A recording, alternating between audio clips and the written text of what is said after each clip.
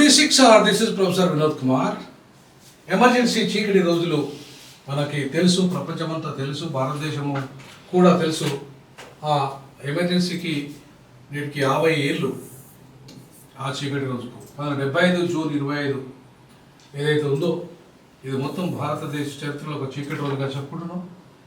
అది ఆర్ఎస్ఎస్ నుండి మొదలుకుంటే ఆర్ఎస్యు వరకు వాళ్ళ అనేక మంది నాయకులు.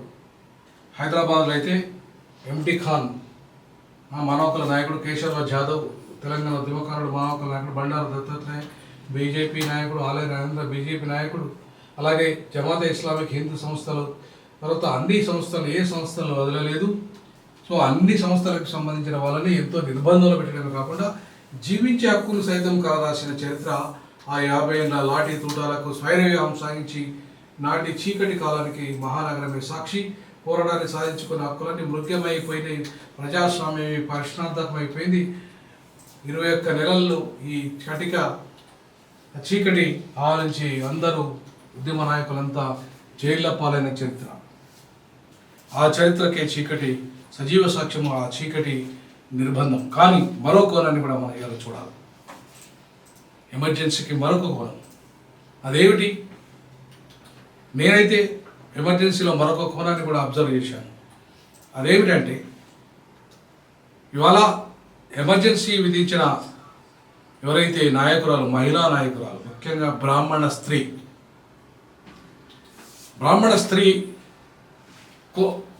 తను గరీబీ హఠావు ఒక నినాదాన్ని తీసుకున్నది. తన గరీబీ హఠావు నినాదమే ఎమర్జెన్సీకి కారణమైందని నాకు అభిప్రాయం. భారతదేశంలో ఒకవైపు జనసంఘ్ ఇవాళ మతతత్వాన్ని రెచ్చగొడుతుంటే, మరొకవైపు కమ్యూనిస్టులు వాళ్ళు సామ్యవాద ఉద్యమాలు చేస్తూ, నక్సలైట్ పోరాటాలు కొనసాగిస్తూ, సాయుధ పోరాటాలు చేస్తుంటే, దున్నేవాడికే భూమి అనే నినాదంతో ఉద్యమాలు ఒకవైపు బలంగా వస్తున్న క్రమం, మరొకవైపు సెక్యులరిజాన్ని అంతం చేస్తూ ఇవాళ మతతత్వాన్ని రెచ్చగొడుతూ జనసంఘ్ రూపంలో ఉద్యమం మహోద్యమంలాగా ముందుకు వస్తున్న క్రమం, మరొకవైపు తెలంగాణ సాయుధ పోరాటం, నక్సలైట్లు ఉద్యమం, మార్క్సిస్టులు దున్నేవాడిదే భూమి అనే ఒక సిద్ధాంతంతో ఇలా సామ్యవాద సిద్ధాంతంతో ముందుకు నడుస్తున్న క్రమం మనం చూసాం. ఆ క్రమంలోనే వాళ్ళ గరీబీ హఠావో నినాదం తీసుకున్నది ఇందిరాగాంధీ. సో తన యొక్క కాంగ్రెస్ పార్టీ అస్తిత్వాన్ని కాపాడుకోవడానికి, తన అధికారాన్ని నిలబెట్టుకోవడానికి, తన పార్టీలో ఉన్న మగపెత్తనాన్ని అణిచివేయడానికి, తన పార్టీలో ఒక స్త్రీకి జరిగిన అవమానం, అందులో బ్రాహ్మణ స్త్రీ అయినా కూడా పురుషులు ఆమెకు ఫైళ్లను కూడా చేతితో ఇవ్వకుండా కర్రతో ఉన్నది, నీ ముఖం చూస్తే మేము శాపం తగులుతుంది, ఇలా ముండమోసిందానివి, నువ్వు బ్రాహ్మణ స్త్రీ అయినా సరే నువ్వు ఒక అంటరాని దానివే, శూద్రురాలివే అని చెప్పేసి ఆమె ముఖం మీదనే ఫైళ్లను విశ్లేషణ చరిత్ర భారతదేశంలో ఆమె డైరీలో రాసుకున్నది. అందుకే ఆమె చాలా స్పష్టంగా చెప్పింది, అంబేద్కర్ కనుక ఈ భారత రాజ్యాంగాన్ని రాయకపోతే నాలాంటి మహిళకు ప్రధానమంత్రి అయ్యే అర్హత లేదు. కాంగ్రెస్ పార్టీలో ఉన్న వాళ్ళు కూడా ఇవాళ నన్ను అడుగడుగున అవమానపరుస్తున్నారు. అందులో బ్రాహ్మణ కుటుంబం వాళ్ళు కూడా నన్ను అవమానపరుస్తున్నారు. నన్ను ఒక స్త్రీగా, ఒక వ్యాపార వస్తువుగా, ఒక సెకండరీ గ్రేడ్స్ పర్సన్గా చూస్తున్నారు. నన్ను అన్ని రకాలుగా అణిచివేసిన చరిత్ర ఈ బ్రాహ్మణ ఆధిపత్య వర్గాలదని చెప్పేసి ఆమె ఇలా ఆ బ్రాహ్మణ సమాజం, ఏ బ్రాహ్మణ సమాజంలో పుట్టిందో ఆ బ్రాహ్మణ సమాజం ఇవాళ ఆమె ఒకవేళ నేను భారత రాజ్యాంగంలో అందరూ సమానమే, ఎవరైనా మహిళలు, పురుషులైనా, దళితులైనా ఎవరైనా అధికారాన్ని చేపట్టవచ్చు అని చెప్పి రాయకపోతే ఈ అవకాశం నాకు వచ్చేది కాదు. అందుకు నేను అంబేద్కర్కు రుణపడి ఉన్నా అని చెప్పి ఆమె మహా అద్భుతమైన ప్రసంగాన్ని ఆమె చేయగలిగింది. ఆమె ఆత్మకథలో రాసుకోగలిగింది. ఆమె ఎక్కడైతే ప్రసంగాలు చేసిందో ఆమె చెప్పగలిగింది. ఇవాళ గరీబీ హఠావో నినాదం ద్వారా అదే కాంగ్రెస్లో ఉన్న వాళ్ళు ఆ నినాదంలో భూ సంస్కరణ అమలు చేస్తున్నప్పుడు దాన్ని వ్యతిరేకిస్తూ దళితులకు, పేద వర్గాలకు భూమి పంచకుండా, అసైన్డ్ భూములను పేద వర్గాలకు ఇవ్వకుండా,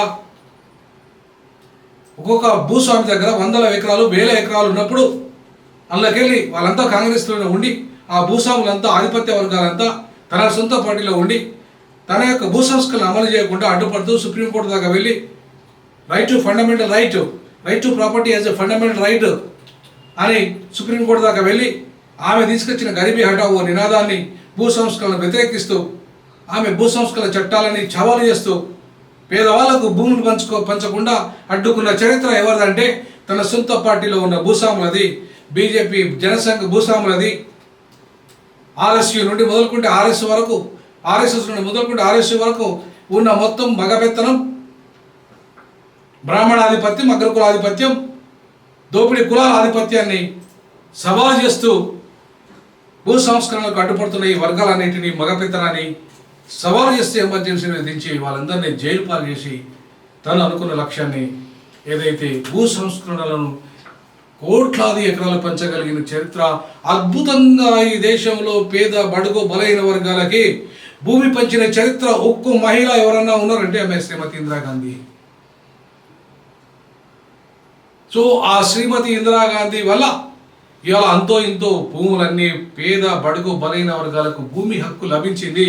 ఇల్లు లేని వరకు ఇల్లు హక్కు లభించింది. బ్యాంకులో అకౌంట్ ఓపెన్ అయింది.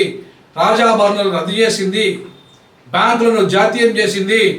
పేదలకు అవకాశాలు కల్పించింది. సప్లాన్ నిధులను తీసుకురాగలిగింది. పంచవర్ష ప్రణాళికలో అనేక మార్పులు తీసుకురాగలిగింది.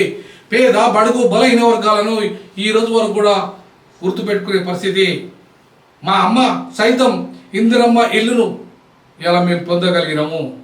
70లోనే నేను పుట్టిన కొత్తలోనే ఇవాళ ఇందిరమ్మ ఇల్లుకు పునాదులు పట్టి నేను పెరిగిన తర్వాత ఆ ఇందిరమ్మ ఇల్లు కట్టుకోగలిగినాం. మాకు ఇల్లు లేని గజం జాగలేని వాళ్ళం, ఇల్లు అడుగు జాగలేని వాళ్ళకు మాకంటూ మా నాయన చిన్నప్పుడు తెచ్చిపోయాడు. మాకంటూ ఒక ఇల్లు వచ్చింది అంటే అది ఇందిరమ్మ రాజ్యంలోనే. మాలాంటి వాళ్లకు ఎంతో కోట్లాది మంది ప్రజలకు ఇల్లు, పేద బడుగు బలైన వర్గాలకి, ఆదివాసీలకి, లంబాడీలకి, మైనార్టీలకి భూమి చేతికి వచ్చిందన్నా, ఇల్లు వచ్చిందన్నా, బ్యాంక్ అకౌంట్ ఓపెన్ అయిందన్నా, వాళ్ళకు డబ్బు వాళ్ళ అకౌంట్లో పడ్డదన్నా, వాళ్ళకు ఇలా ఒక ఆత్మగౌరవాన్ని ఇచ్చిందన్నా, వాళ్ళ అస్తిత్వం నిలబెట్టిందన్నా శ్రీమతి ఇందిరాగాంధీ మాత్రమే. ఆమె ఎమర్జెన్సీ విధించకపోతే ఆమె భూ సంస్కరణ చట్టాన్ని అమలు చేసి ఉండేది కాదు. ఆమె భూ సంస్కరణ చట్టాలను అమలు చేసి ఉండకపోతే కోట్లాది ఎకరాల భూమి పంచేది కాదు. పేద బడుగు బలైన వర్గాలు ఇంకా అంధకారంలో ఉండేవాళ్ళు. వాళ్ళకు అధికారం మృగ్యమయ్యేది. వాళ్ళకు రిజర్వేషన్ ఉన్నా సరే పెద్దగా ఫలితం లభించలేదు. పేదలు, అత్యంత పేదలకు కూడా ముఖ్యమంత్రులు చేసిన ఘనత ఇందిరాగాంధీ. అత్యంత పేదలను సైతం ఇలా ఎంపీలను చేసిన ఘనత, ఎమ్మెల్యేలను చేసిన ఘనత ఇందిరాగాంధీది.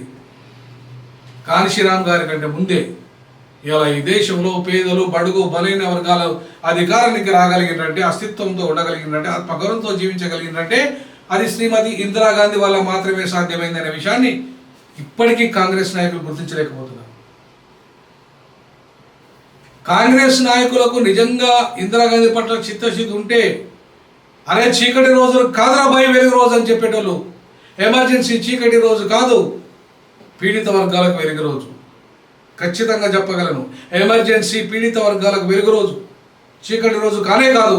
అది భూస్వాములకు చీకటి రోజు, అది ధనవంతులకు చీకటి రోజు, ఆధిపత్య వర్గాలకు చీకటి రోజు, పురుషాధిక్యతానికి చీకటి రోజు, అగ్రవర్ణ ఆధిపత్యానికి చీకటి రోజు, అనగారిన వర్గాలకు వెలుగు రోజు.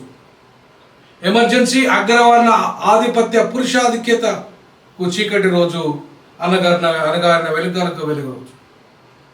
ఇది నాకున్న స్పష్టమైన అభిప్రాయం. దీన్ని ఎక్కడైనా చర్చకు నేను సిద్ధం, ఏ ప్లాట్ఫామ్ మీదైనా చర్చకు సిద్ధం. అది ఆర్ఎస్యూ నుండి మొదలుకుంటే, ఆర్ఎస్ఎస్ నుండి మొదలుకుంటే ఆర్ఎస్యూ వరకు ఈ పురుషాధిక్యత సమాజంలో స్త్రీలు, పీడిత వర్గాలు, దళితులు, ఆదివాసీలు, బీసీలు, మైనార్టీలు, ఈ పేద బడుగు బలహీన వర్గాలకి ఇవాళ సంపదలో వాటా వచ్చిందంటే, భూమిలో వాటా వచ్చిందంటే, అధికారంలో వాటా వచ్చిందంటే ఇవాళ ఇందిరమ్మ రాజ్యం వల్లనే వచ్చింది. ఇందిరమ్మ ఏవైతే చీకటి రోజులుగా చెప్పుకుంటున్న ఎమర్జెన్సీ రోజు వల్లనే వచ్చిందనేది నాకున్న ప్రగాఢ అభిప్రాయం. అది కనుక చేయకపోతే ఆమె సామ్యవాదము సెక్యులరిజం అనే పదాన్ని రాజ్యాంగంలో చేర్చకపోతే ఇప్పటికే ఈ దేశంలో మతత్వం రచ్చిపోయేది, పురుషాధిక్యత ఇంకా పెరిగిపోయేది. పూర్తిగా పురుషులు బ్రాహ్మణాధిపత్య, అగ్రవర్ణ మనువాదాధిపత్యం ఈ దేశంలో ఇంకా వేలునుకోపోయేది. దాన్ని అడ్డుకోగలిగింది దేశంలో శ్రీమతి ఇందిరాగాంధీ. అందుకే ఆమెను ఇప్పటికీ విలన్గా చిత్రీకరించే ప్రయత్నం ఈ పురుషాధిక్యత, అగ్రవర్ణ, భూస్వాములు, ఆధిపత్య వర్గాలు, మనవాదులు, అది ఆర్ఎస్ఎస్ నుండి మొదలుకుంటే ఆర్ఎస్యు వరకు ఇప్పటికీ కొనసాగిస్తున్నారు. దాన్ని చీకటి రోజుగా వర్ణిస్తున్నారు. కావచ్చుగాక, వీళ్ళందరినీ జైల్లో వేయచ్చుగాక, వీళ్ళందరి మానవ హక్కుల ఉల్లంఘన జరగచ్చుగాక, కానీ అది ఆధిపత్య వర్గాల నుండికే జరిగింది. అనగారిన వర్గాలకు జరగలేదు. అనగారిన వర్గాలు ఇలా ఆత్మగౌరవంతో తలెత్తుకునే విధంగా ఈ దేశంలో ఆమె చేయగలిగిందంటే ఆమె ఎమర్జెన్సీ విధించిన కారణంగానే అది సాధ్యమైంది. ఆమె తెచ్చిన భూ సంస్కరణ వల్లనే సాధ్యమైంది. ఆమె తెచ్చిన సప్లాన్ నిధుల వల్లనే, ఆమె తెచ్చిన అనేక సంస్కరణలు పరిపాలనలో తెచ్చిన కారణంగానే ఇవాళ అది సాధ్యమైందనే విషయాన్ని T6 రీజాకు భావిస్తుంది, సెల్యూట్ చేస్తుంది. ఇందిరాగాంధీకి చీకటి రోజు తెచ్చినందుకు, పురుషాధిక్యత సమాజాన్ని ఎదిరించినందుకు, పేద బడుగు బలహీన వర్గాలను ఆదుకున్నందుకు.